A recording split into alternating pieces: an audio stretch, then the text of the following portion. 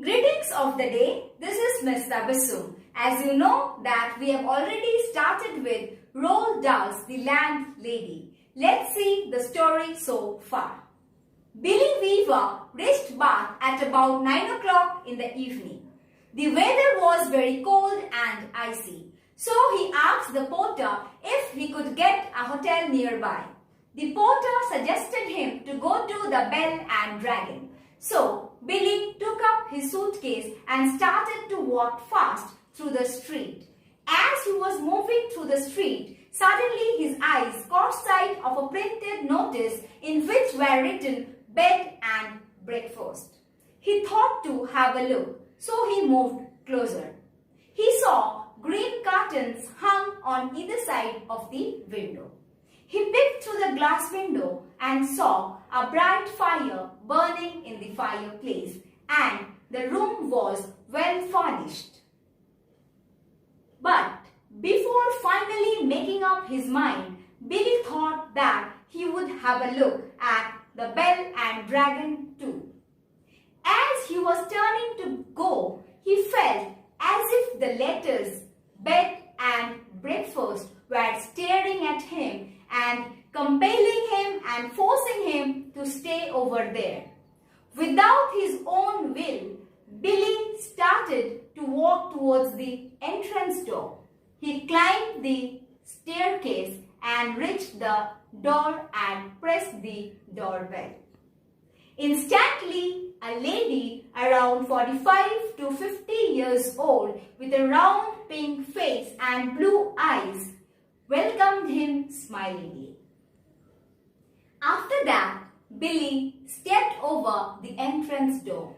As he was about to hang his hat, he saw there were no other hats or coats or walking sticks over there. It means that he was the only visitor at that night over there. After that, the landlady and Billy climbed to the third floor of the building.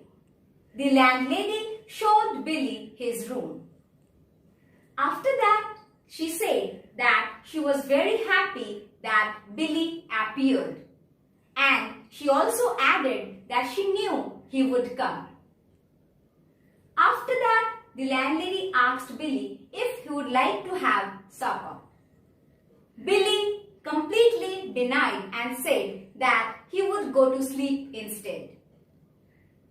The landlady said that it would be very nice of Billy if he could go downstairs and sign the guest book.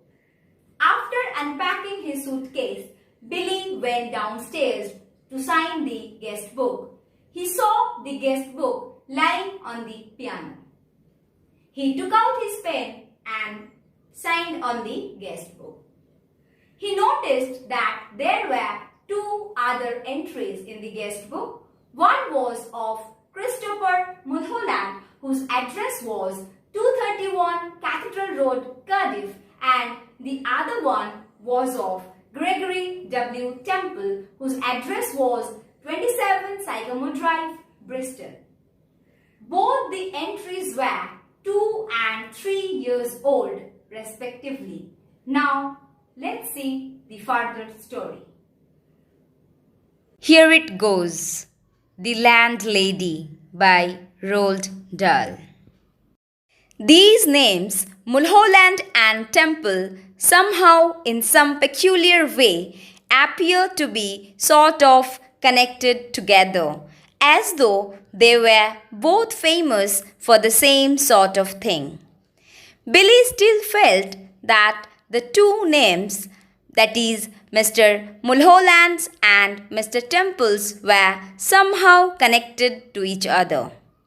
He could somewhat recall that their names appeared together for the same cause.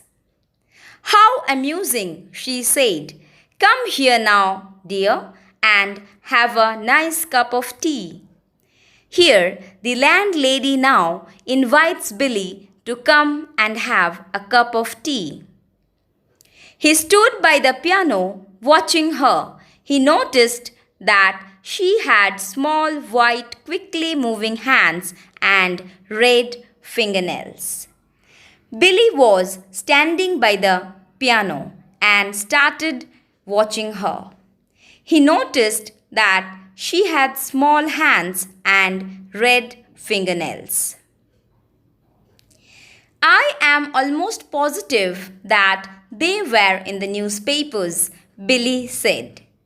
Billy told the landlady that he was almost confirmed that the names appeared in the newspapers.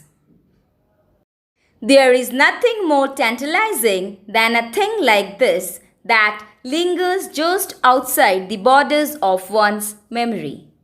It is very tempting when one tries to recall the thing, but it just couldn't be recollected and stays just outside the border of someone's thought. Now wait a minute, he said. Christopher Mulholland, wasn't that the name of the Eton schoolboy who was on a walking tour and then all of a sudden, milk, she said, and sugar? Billy suddenly recalls where he had heard Christopher Mulholland's name and asked if it was the name of the Eton schoolboy who was on a walking tour. But the landlady interrupts him and asks him how much milk and sugar need to be added in his tea. Eton schoolboy, she said. Oh no, my dear, that can't possibly be right because Mr. Mulholland was a Cambridge undergraduate. Come on, your tea's all ready for you. The landlady said Billy that Mulholland couldn't be a schoolboy from Eton. Instead, he was an undergraduate student from the Cambridge University. She also insisted Billy to come and have his tea as it was all ready for him.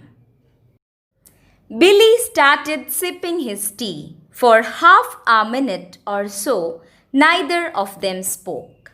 Billy knew that she was looking at him. He could feel her eyes resting on his face, watching him over the rim of her teacup. Now and again, he caught a whiff of a peculiar smell that seemed to emanate directly from her person.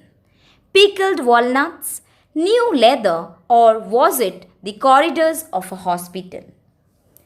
Billy started to have his cup of tea, and for few seconds there was absolute silence between the two.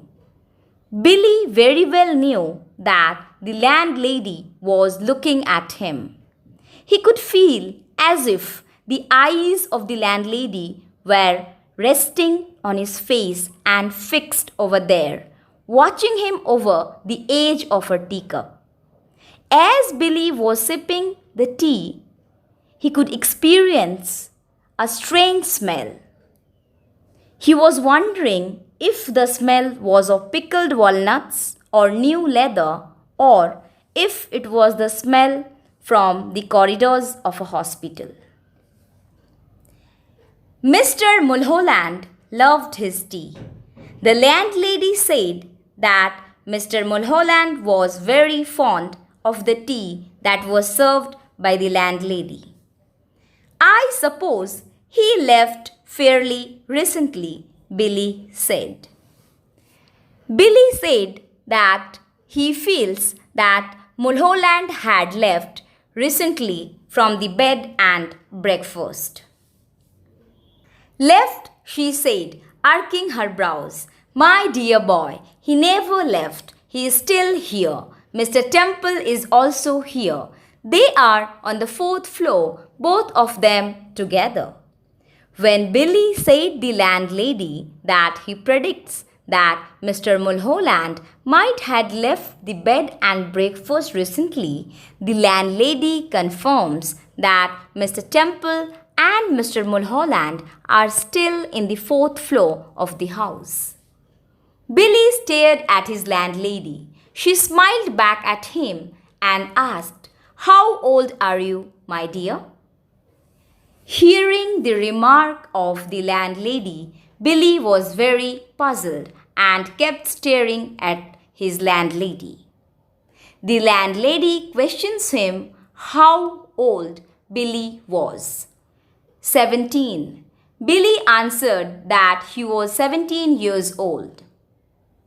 Mr. Mulholland was also 17. Mr. Temple, of course, was 28, and yet I never would have guessed it if he hadn't told me. There wasn't a blemish on his body. His skin was just like a baby's. The landlady said Billy that Mr. Mulholland's age was also 17, whereas the age of Mr. Temple was 28, but the landlady couldn't guess it until Mr. Temple had told it himself to the landlady, as his skin was very soft like a baby without any mark or spot on his body. She seemed to have lapsed into another of her silences. Then she again took a long pause and moved into another thought in deep silence. Now, here we have the word meanings. Number 1. Tantalizing means tempting or teasing. Second, lingers means stays. Third, rim, the round edge. Fourth, emanate means to come from. Fifth, blemish, a mark or spot. Sixth, lapsed into means passed into. Now, here we have in-text questions. Number 1. Where did Billy Weaver reach at about 9 o'clock in the evening? Answer.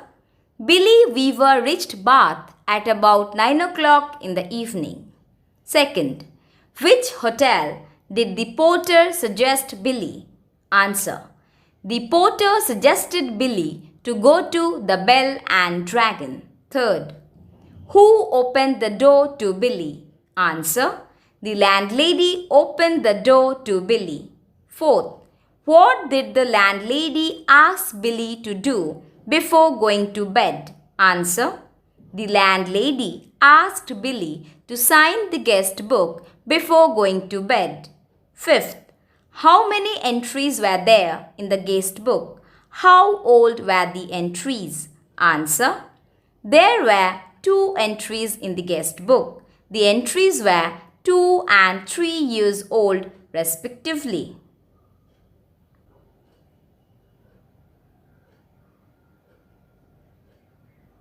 That's all for the day. I hope you well understood the topic. We will be continuing the last part of the story in the next lecture. Thank you. Have a brilliant day ahead.